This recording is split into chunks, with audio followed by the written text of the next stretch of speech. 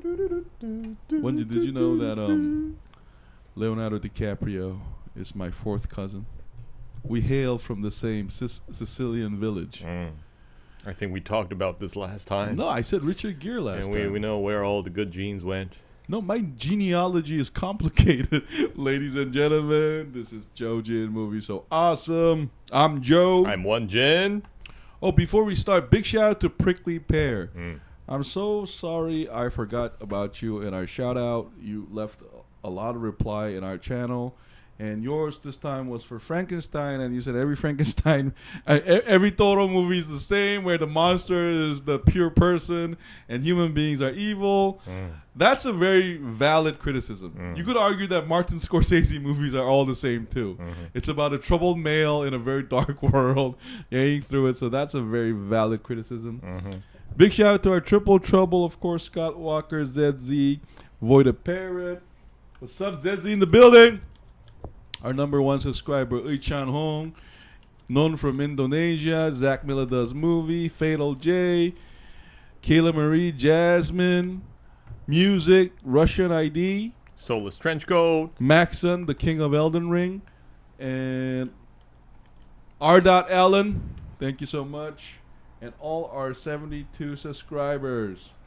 This Foundation Season 1 review is based on the recommendation by Voida Parrot. I'm sorry it took so long, but I finished it today. It was a joy to watch. Full spoilers for Foundation Season 1. We didn't put spoilers in the title because I think this one was released on 2020 or something. So it's been a while. And next week we will do Season 2. Wanjin is already in Season 3. I'm catching up to Wanjin. But anyway, this is our review. Oh, afterwards we're going to do Let's Talk, and that's going to be our Halloween special for Walker. And we're going to talk for a long time. So don't worry, guys. But anyway, here we go. Yo. I can already imagine Logan Roy looking at his poor executives. Why aren't we acquiring that company? I don't need these children. I can just copy myself. I don't need a successor. Oh, do you know what is a joy to watch, Joe? What's up, Zezzy? What is it? Yo, but this was a fascinating show. And do you know what I love about it? The big ideas. And did it always land? I don't think so. I felt like some scenes were unnecessarily epic. You know what I mean? And I also feel like this season could be 2 episodes shorter. Because I felt like there were a lot of things that were, I don't know, presented as epic, but I was like, is that really epic though? You know, but overall, I love this big idea sci-fi. It feels like we're going back to sci-fi roots. That's right. And to be fair, I think this is like a big part of the root. Because the novel was written in the 50s. I mean, I searched about it, and I learned that the TV show has a lot of like creative ideas that kind of were absent from the original novel. That are not covered in the novel, but yet still it's fascinating that someone has this imagination about the future. And while I was watching, I constantly asked myself 2 questions. Number 1, how the fuck did I not know about this TV show? So I guess from 2021 or something. Like, how did I not know about this? Don't you think Apple Plus just has less exposure in Korea? I guess. And second, how did Isaac Asimov think about this in the 50s? Because as I was watching all these episodes and all these events that unfold in the season, I saw a lot of like deja vu. And I also saw a lot of scenes that seem very familiar to me. You know, for example, when the space elevator collapsed, I was like, wait a minute, didn't we kind of see this in the Alita Battle Angel? And also, if we go a little further back in the past, I saw something similar in Final Fantasy VII. So I can tell that this had a lot of influence in like well, science just to be fiction clear, we didn't read the novels, so we're just assuming from the show. Yeah. But, you know, Jin and Joe so awesome is a joy to watch. You too, Jin and Joe is a joy to. Oh, thank you, Zezzy. That's so thank sweet you. of you. Thank you so much. No, but I know what you mean, and I also love the big concept shit, like math.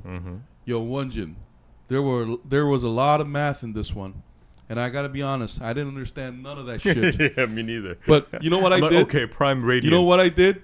Thanks to the medium of this being a drama, when there was epic music, and she was like, "Hey, 868," I was like, "Fuck yeah, that must be important." And prime numbers, baby. yeah, and I like about 70% of that shit, like, cause it kept me interested on how the story is gonna be. When that started to break down was when Sheldon got murdered. I knew that was going for the martyr shit. You know why? Because I watched Dune and I read Dune, so I know this empire and planning shit involves. Let's make it religious. Yeah. So I also saw a lot of similarities with Dune. So basically, what Hari Seldon was doing was his own version of Harry. Hari Seldon. Okay. Yeah. Hari Seldon was doing was his own version of Bene Gesserit or something. Yeah. Definitely, Basically, he's planning out like a millennia of future. Yeah. Oh, what's up, Walker in the building? Oh, Walker, what's up? Yo, so Walker, we're gonna talk about like 30 to 40 minutes of Foundation. This is for your fellow subscriber, Void a Parrot. But we're gonna go into Let's Talk right away afterwards, and then that's gonna be our Halloween special. I mean, happy Halloween, guys. Okay, happy Halloween.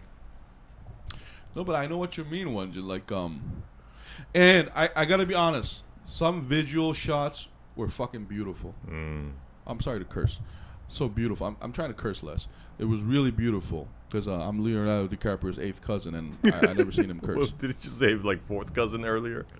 Shut up. My favorite like scene is actually when they find Invictus. Yes. Invictus. You know, I think Wanjin, you're gonna agree. This is something you and I love about space opera. Yeah. Finding a lost Like civilization. legendary shit. Yeah, exactly. this is shit that works every time to all the boys around the world. Yeah. And all the anime and all this shit, you know, some kid or someone with like with no power somehow inadvertently and coincidentally step into this lost artifact or like a lost civilization, and with that comes power. You know, the only thing that disappointed me about Invictus was I thought they were gonna have a robot in there, like because it's supposed to be this lost ship. I know that Cleon Emperor's Queen Eunuch, she's like supposed to be 10,000 years or whatever. But I was hoping like we were gonna see some, you know, because remember how when we watched Dune, they talk about the robot war and AI war. So this being an old spaceship, I thought we were gonna do the Alien Covenant thing where there's gonna be an actual robot in there, like super malicious, like or like an army of robots just sleeping in there. Yeah, exactly. Like opening up the cube and saying, and then the huntress saying, "Wait, they didn't say this about the record." And the robot is like, "Humans defend the queen" or something, and make us hint at something that. And one of the things that I loved and hated about this show was that there was always enough mystery, but also I sometimes when they try to explain everything, it bothered me. Because, you know, one of the best scenes in Alien Covenant is when the crew arrives and they come to this, you know, desolate like civilization. We don't get proper explanation. We're supposed to put in our imagination. And here, I didn't feel like they were getting into this, like, starting to explain a lot of shit. Yeah. Oh, man. Hari Seldon. Hari Seldon. Yeah. See, this is what happens when I get old. But Hari Seldon is straight up bitch. Like, I gotta be honest. By the 8th episode, no, the 9th one, where the fucking copy comes out again, I was like, why is anybody following this piece of shit? Like, no, he's lying. He's a pathological liar. He says he's logical, but what the fuck? People, he's manipulating you. I found him to be highly manipulative. I thought you guys were supposed to make encyclopedia. No, and you know what what funny thing is? I know they did it intentionally to mirror him to the Emperor, the Empire. Okay, let's use the term in the show. Because you know how, like... Oh, Void, what's up? So, Void in the building. We're doing Foundation. Season 1, I just finished it. I enjoyed the shit out of it. No, so it's supposed to mirror the Empire's conniving and cunning and that. I got it, but like... 9th episode, I was like, punch him in the fucking face. He don't deserve your respect. Like, you guys brought all your family and all that. Oh, another thing I appreciated is how large the world felt. And I gotta be honest, I gotta praise this over Star Wars. In Star Wars, I felt like I was moving from A to B to C. I'm talking about the original trilogy. But here, I felt like I wasn't moving A, B to C to D. I was actually living in... Like A1 and then A2. Yeah, a A3. world that is, like, properly explained in a way. It's like literally you're still within the galaxy. Yeah, and there's a certain richness to these cultures. And I think the narration helps. I don't know if the mother and daughter were taking turn in the narration. I actually don't remember that. But the narration helps about... the culture and luminism, that stuff was really great. But my favorite is, of course, Cleon, the Emperor. Yeah, and I gotta point out the fact that he's not called the Emperor. I love the fact that he's called Empire. Yeah, he's itself. Yeah, that's some like Louis XIV shit. Yeah, I am the state. I am the Empire. So don't call me Emperor. I'm Empire. No, but the 3 crones thing was interesting. Like, them calling each other Dusk, Day, Dawn. Day, Dusk. There's a lot of 3s in this show. And I love their discussions. Because, you know, I think Lee Pace and all the actors that play Cleon did a fantastic job of... I felt sorry for him, to be honest.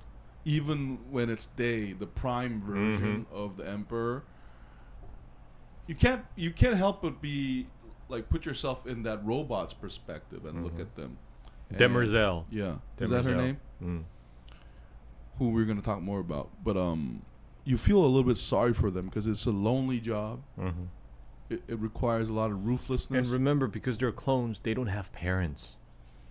All they have are their so-called brothers. No, but in the latter part of the season, they kind of say that, you know, they call each other brothers, but it's actually a grandfather, father, and a son relationship. And Demerzel is kind of like the mother, sort of. Well, if you want to talk about Demerzel first, she's an interesting character because she's gonna be even more interesting in season 2. Oh yeah. Because first of all, I don't trust her, because and this is this show's fault, this Foundation show's fault, because I like her arc in season 1, okay? But something I didn't understand is, if you have technology to clone emperors, why are you keeping this like head eunuch? She's basically a eunuch, by the way. She's sexless. I mean, she has a woman facade to express her as motherly, but why are you keeping her for like 400 years? Like, why not destroy her and remake her just like emperors do? Because I felt like the correct protocol should be, when an emperor dies, she should be remade as well. And the finale confused me. I told this Wanjin privately, but who the fuck are you to like kill somebody over an emperor's order? Because me being a student of history, if I was Ming Dynasty founder, she would have been flayed alive at the spot. Like, it doesn't make sense. So I don't know why you're smiling. All that's gonna be answered in season 2. It just seemed weird that you're gonna get answers. So some things I got. See, that's one thing I don't understand is You know how in Dune they explain that properly. They says robot gone, fuck robots, fuck them piece of shits. We're gonna extend the human mind. The thinking machines. Yeah, exactly. That's what they call AI in Dune. But here, I didn't understand like that logic of. So they told me not enough in that aspect. Like I am confused about like that though. And another thing that bothered me was her security protocol. Like, is she so special? Wanjin, you know how they showed the copy of Emperors? When I saw that, I was like, why isn't there a copy of you, the robot? You just went like interstellar travel with Day, right? What if something happens to you? You're the Queen Butler. Like, why isn't there like 10,000 units of you in the back storage? So that was the question I had. Oh, this because she's the most faithful. She's the protocol that follows rules, and she's like a pillar. Well, I mean, Zezi to an emperor, faithful means nothing. It's about your utility. And if I was the emperor and I saw you like kill my quote unquote son in front of me without my permission, like why am I trusting you? And hey guys, let me give you something like real world advice. Every boss wants the same thing. The boss doesn't want you to actually have creative ideas. The boss wants you to do exactly what they tell you to do. That's what a real boss in real life is. So that was just odd as all. Because the reason why I keep rambling on about this is the finale was a little bit unsatisfactory to me. Wanjin, I gotta be honest. Like up to episode 7, it was great. Up to Invictus and all that. But around episode 8, I did get the sense that because I know there's 3 seasons, I was like, they're trying to build up for next season. That's right. I was like, they're starting to not explain things properly. And I guess it's also the book because I think there are like 3 books or something. Oh, is it? She is like a pillar, and she didn't just kill his brother and son. She killed him, the Empire. But it will make more sense on the next season. Okay. Because now that Zezi mentioned that, it's hard for me to believe that she did not know that the Cleo 1 original was not it was contaminated. Like so her role is a little bit confusing to me. And it wasn't confusing up to episode 7, by the way. I just assumed that she's just an automaton. Automaton? Yeah. Thank you, pointing motherfucker. But like it did open that mystery. Because anyway, your turn. And what I love most from this episode is it had a lot of like these arcs. We have the Gale and Salvor Hardin arc. We also have Cleon. We also have those what were they called? The 2 rival Romeo and Juliet clans. The clans and their search for the Invictus. Yeah. All these stories, I guess, kept me very entertained. And I also like the fact that this included, although it's not in the novel, included the perspective of the Emperor. Because we don't get a lot of like perspective from Emperor Palpatine in Star Wars. Well, because he's a flat character. Because here Cleon is a very complex character. And remember, he's not supposed to be complex in the novel. So the show creators, they came up with this stuff, which I think was a very good idea because I really enjoyed Cleon's story. Well, one of the things they did, I agree with you. One of the things they did is, you know how Wanjin, when you showed me the first episode and we saw the 3 versions of Cleon, I said, this is the most narcissistic decision fucking ever. But one thing the show did well is, Wanjin, I gotta be honest, even... Oh, R. Allen, what's up? R. Allen in the building! 528 R. Allen, baby! Jada Kiss number 1.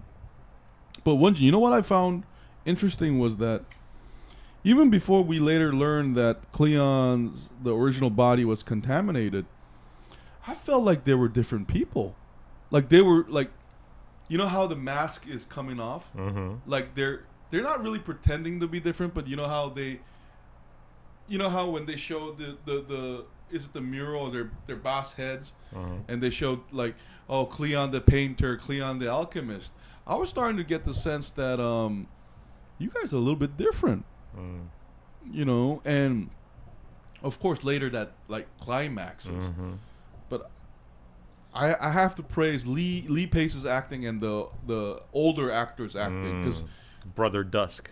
Yeah, they it's very subtle acting, but you see like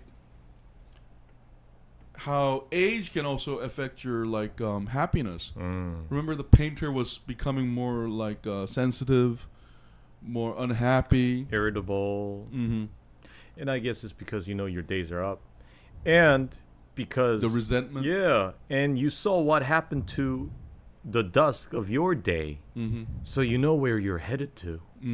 So I guess that probably. No, so that brings up. I guess it's bound to make people unhappy when you know. But that brings like, up my favorite scene of when Dusk is ready to die, and he turns around and says something's weird. Yeah, something's wrong. Yeah, but he senses it.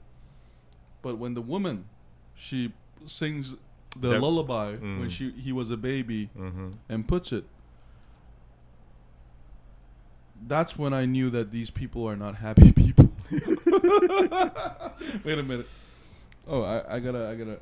The third act was actually better since it tied off loose ends from the first act. Oh, Void, could you explain yourself? By third act, do you mean third season? No, I think he's talking. I think they're talking about the third part of the. Oh, by the way, guys, we're talking about season 1. I haven't seen season 2 and 3. No, but there was something odd about that too. I was like, again, like if you have copies of Emperors, why isn't there a fallback plan for this robot? Why isn't there like that was already weird because the Cleon actor did a fantastic job. Because let's be honest, Wanjin, if I'm about to be vaporized, I'm not a happy person. Like, why can't I just die naturally? Why do I gotta go there and become particleized? Is it the word? Is that poignant term for you? I don't know what did they call it? Particle beam or something? Oh, but I'm trying to say like, it's basically you instantly become ash, and it's unnatural. It's not a natural cycle. It's a force cycle, and so that made me think a lot about other things. But what'd you think about the bee lady? Oh, Gale. I like the names in this series, by the way, because Cleon obviously sounds like clone. Oh, it does. Gale, I didn't think of that. Gale, by the way. Wind. I have a lot of friends from Israel, and there's a lot of names like Gal. Like the actress Gal Gadot. Gal means, I think, if I remember correctly, it means the sea. It's the ocean. Oh, I didn't know that. And she comes from Synax, which is like an ocean planet. That's beautiful. Yeah.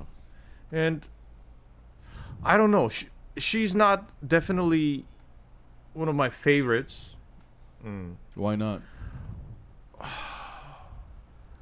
Because maybe it's the way she was written in the show. I did not understand like why she would sabotage Hari Seldon's plan for like the second foundation.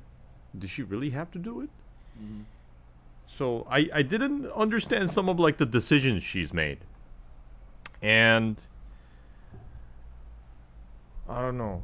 If she's a supposedly genius mathematician, I think the show should like show off a little more. No, but besides just counting prime numbers. No, but the show was kind of it was questioning us about math and faith, because she is like, I only watched season 1, so I don't know if it's a special ability. She can predict the future, like Marie's sister from Gen V. Oh yeah, what's it called? Like precognition or something? Yeah, whatever the fuck that is. Like clairvoyance or. Yeah, it was really annoying for me, to be honest. Like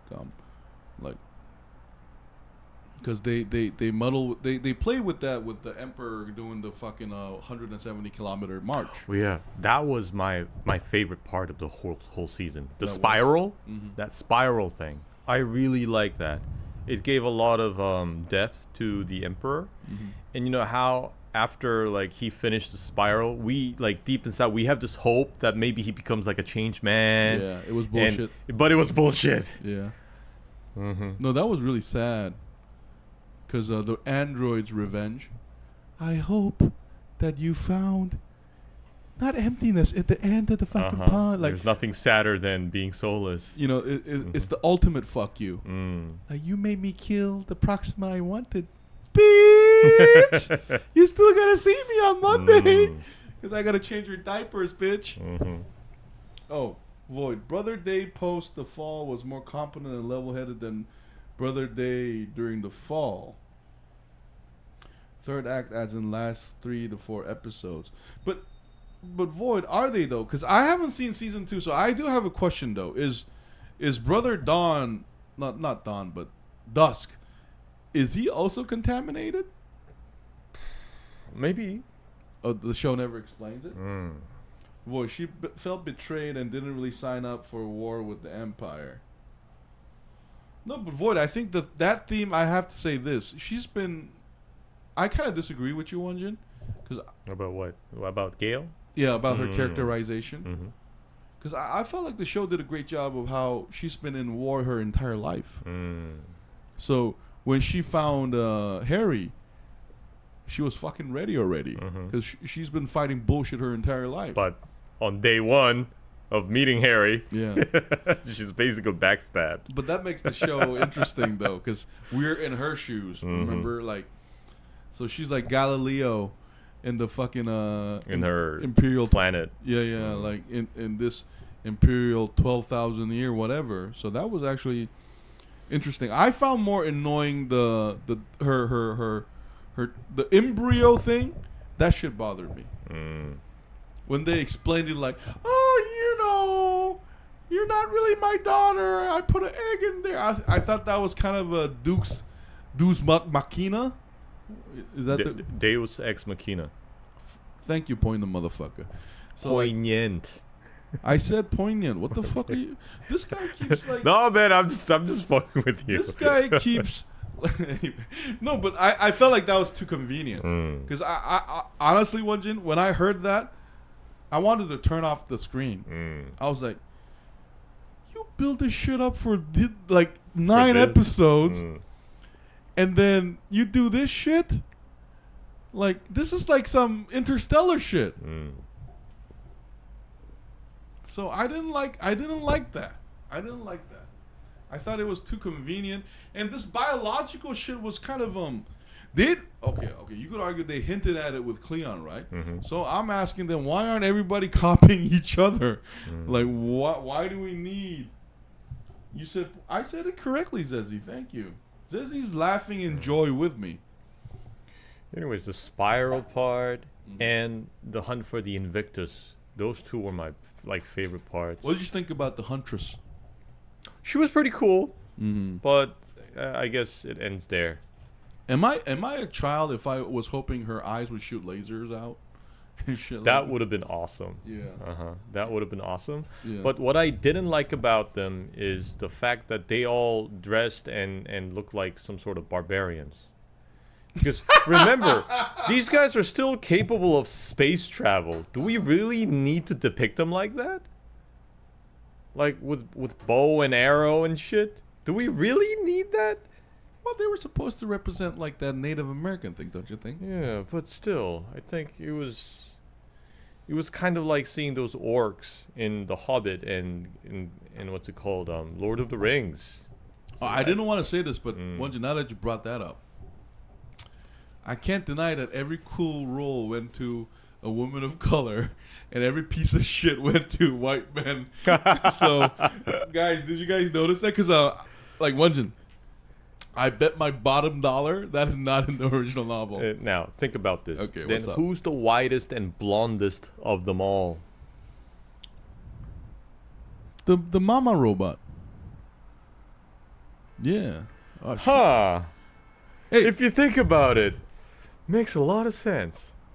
Huh. Hey, wait a minute. Fuck you, man.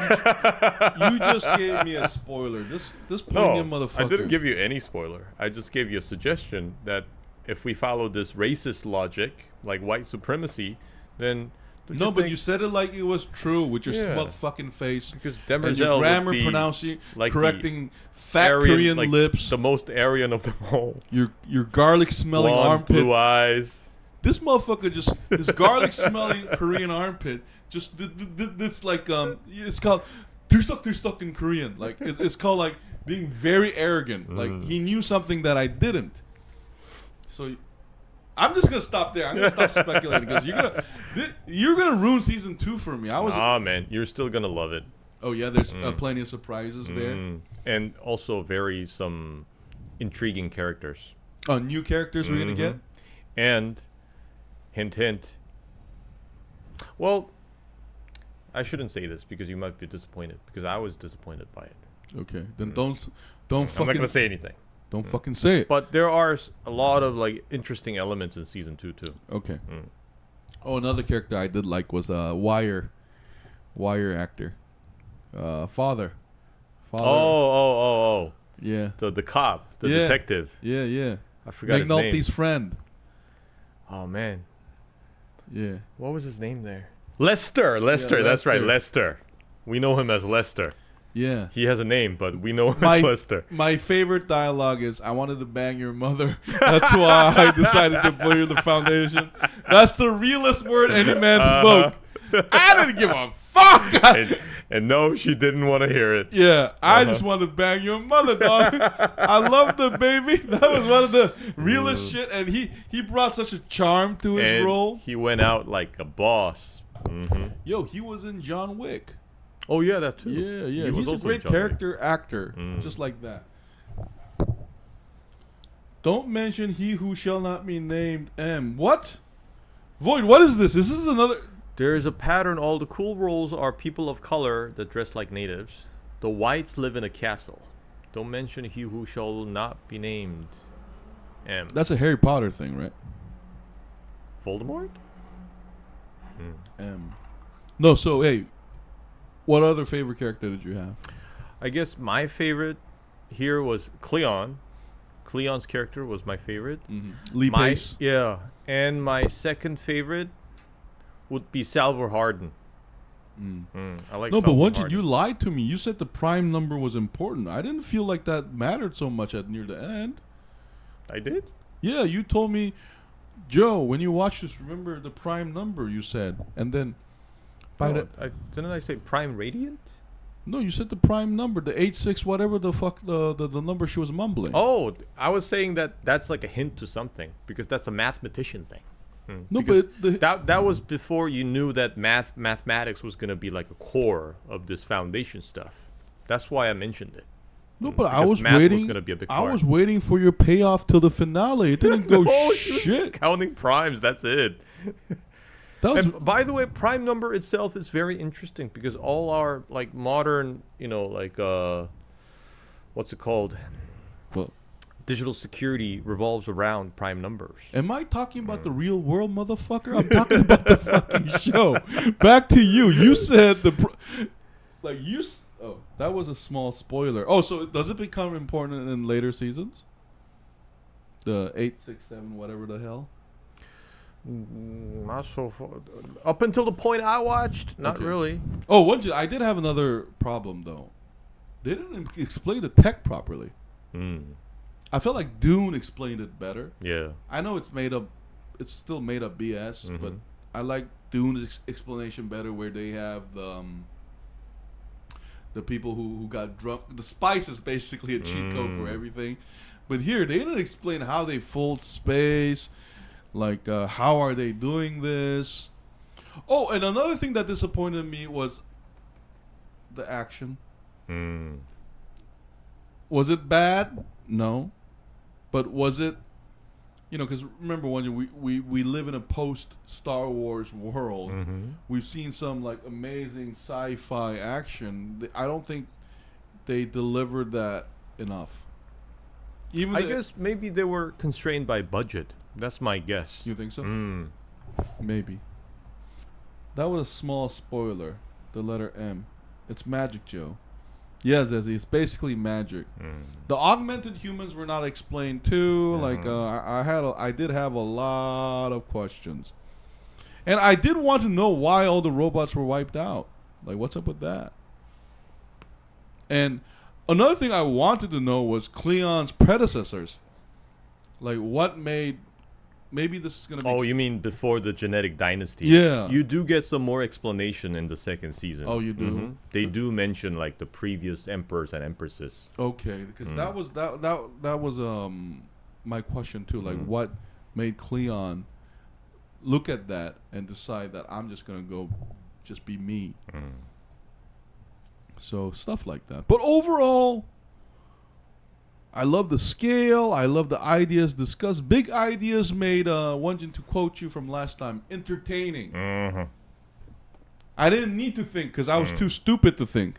When she kept saying prime numbers... We just got to accept it. Oh, that must be something fancy. When they said psychohistory, I knew that was some made-up bullshit. I didn't give a fuck.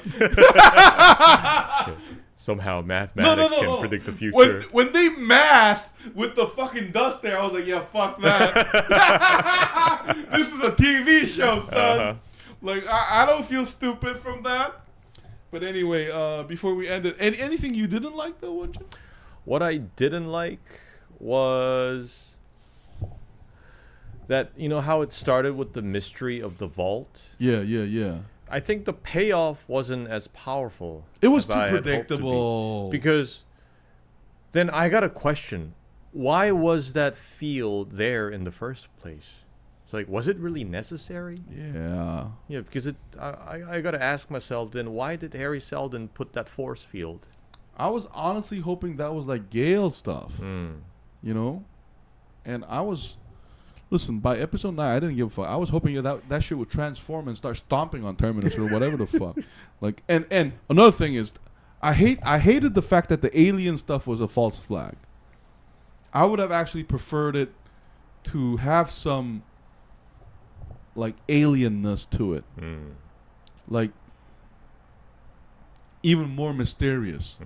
Because once it becomes human, we kind of understand it. Oh, another thing is, I also didn't necessarily found it convincing on the little Cleo like extraction plan. Brother Dawn. Yeah, like I thought that was a little bit like to have this conspiracy that is like perfectly formed like that. That was a little bit sudden. I think they did it for like surprise sake. I guess they should have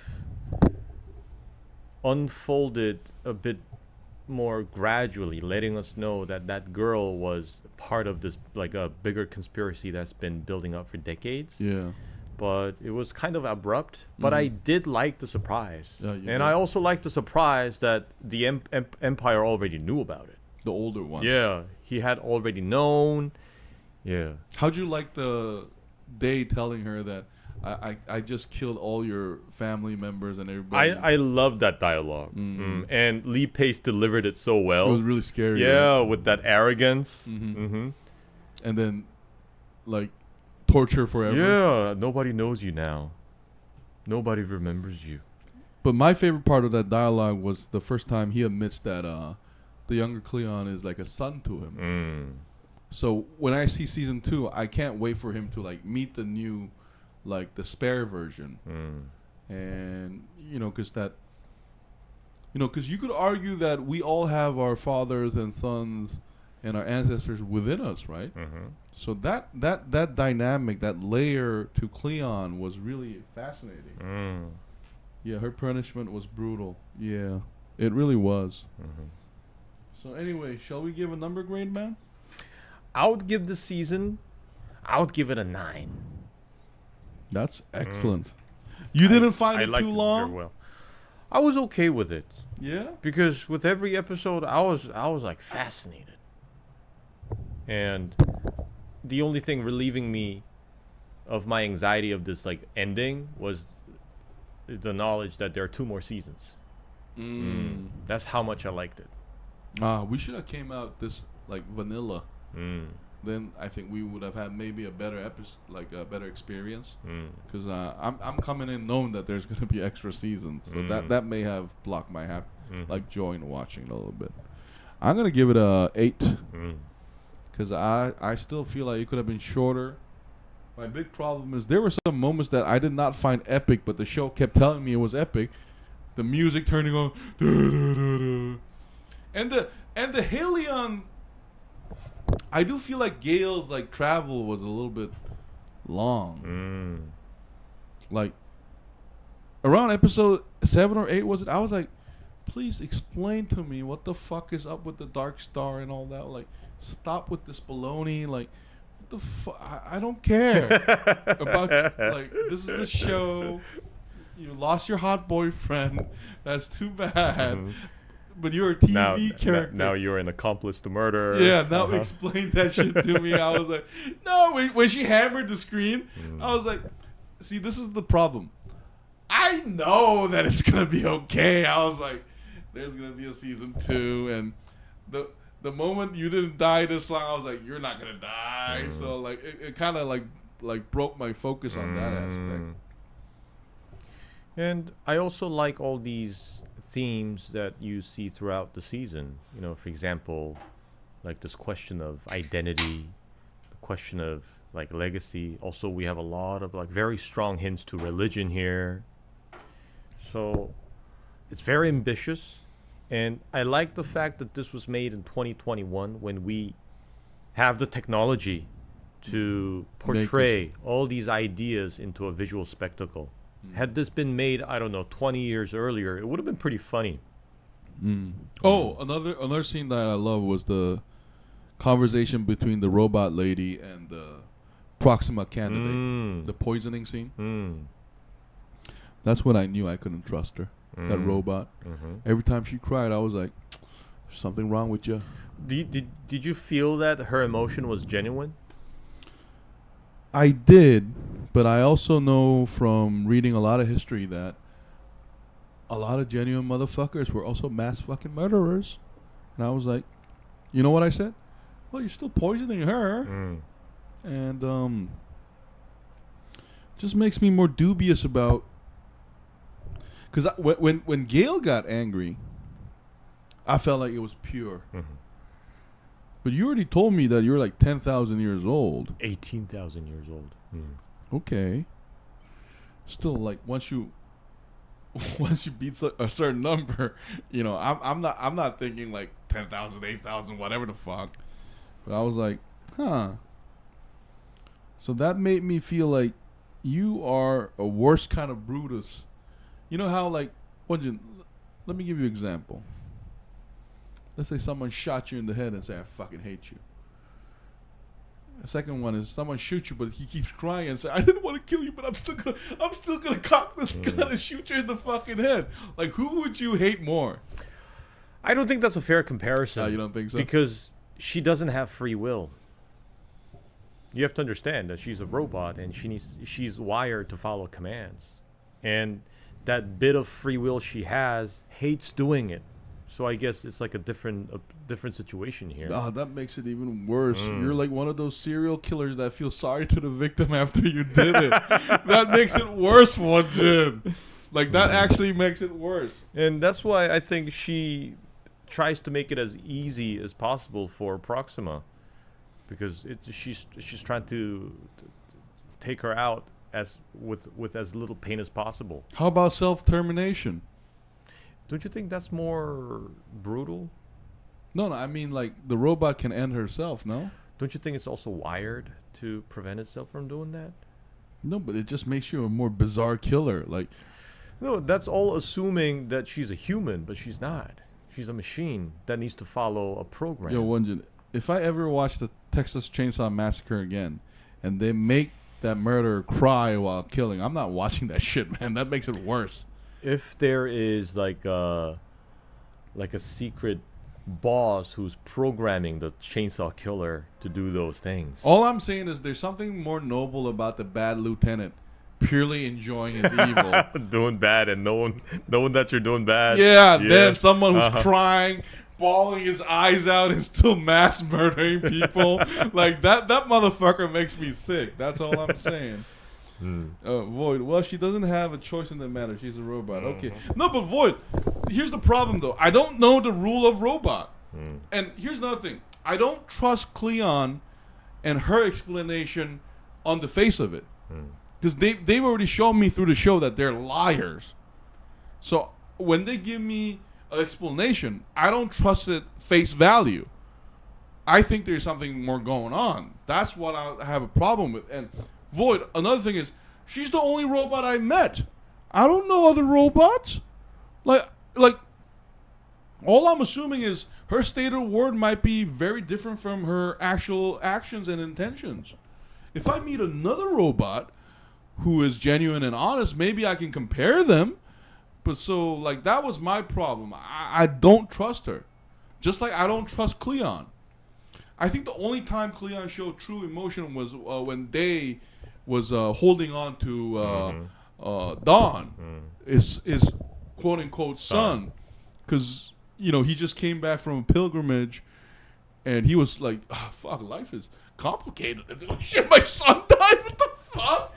And like that emotion I felt was like the only time Cleon was being like honest. And you got to remember, he's a copy of all the other ones we saw. So I know there are impurities, but that was the first time I saw a genuine emotion, and that's why I feel sorry for him, because that was a genuine human emotion. Remember? In the earlier episode, he says, I wish I could call you father. How fucking sad is that? And then he wants...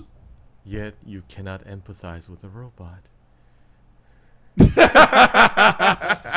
And remember, our videos will be up and available on YouTube for centuries to come. That's true. And these machine overlords will one day see how you had this deeply rooted distrust future against robots. Hey, future robots, hear me out.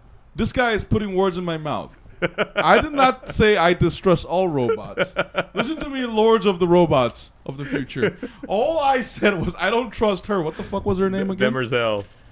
See, even her name I have a problem with. What the fuck is Demerzel? What kind of name is that? Name yourself Eve. Eve or Sarah or something from the Bible. What the fuck is Demerzel? I don't even know what that word is. For all the robots to see. There we go. Thank you. Wanjin was throwing me under the bus. But anyway.